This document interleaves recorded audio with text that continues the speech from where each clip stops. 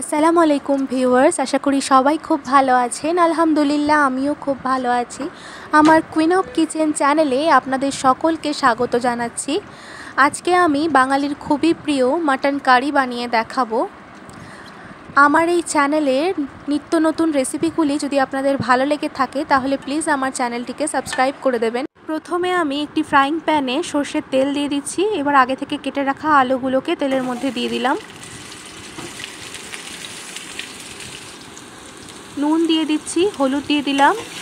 এবার আলুগুলোকে খুব ভালো করে ভেজে নেব। এখানে আমার আলুগুলো ভাজা হয়ে গিয়েছে। এবার গ্যাস ওভেনটা অফ করে দেব। এবার এই ধরনের একটি কড়াই নিয়ে নিয়েছি। কড়াইতে সর্ষের তেল দিয়ে দিলাম। তেল গরম হয়ে গেলে দিয়ে দিচ্ছি তেজপাতা, দারচিনি, 3টে লবঙ্গ। এবার আমি দিয়ে দিচ্ছি আগে থেকে কুচি করে রাখা পেঁয়াজ। পেঁয়াজটা খুব ভালো করে ভেজে নেব। 2 থেকে 3 মিনিট পেঁয়াজটাকে ভেজে নিতে হবে। এখানে আমার পেঁয়াজ ভাজা হয়ে গিয়েছে। এবার আমি এতে একটু পানি দিয়ে দিচ্ছি যাতে পেঁয়াজটা পুড়ে না যায়।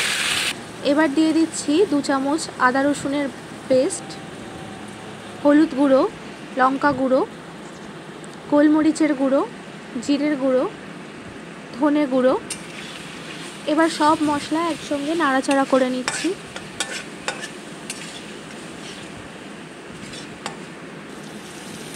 এবার একটু পানি দিয়ে মশলাটাকে কষিয়ে নেব। মশলা কষানো হয়ে গিয়েছে। এবার আমি এতে মাংসগুলো দিয়ে দিচ্ছি।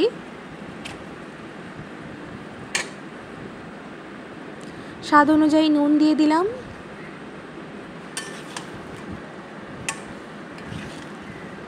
এবারে আমি মাংসগুলোকে খুব ভালো করে মশলার সাথে কষিয়ে নেব।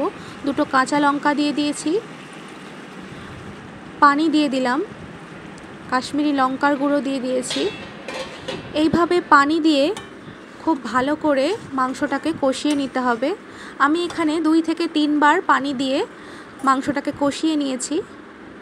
এবার আমি কষানো মাংস, আগে থেকে ভেজে রাখা আলু আর পরিমাণ মতো পানি দিয়ে 4টে সিটি দিয়ে নিচ্ছি। এখানে সিটিগুলো উঠে গিয়েছে। এবার পুরো প্রেশারটা যখন উঠে যাবে তখন ঢাকনাটা খুলে আমি মাংস আর আলুগুলোকে আবারও ওই কড়াইতে ঢেলে দিয়েছি। এই পর্যায়ে আমি লবণ চেক করে নিয়েছি।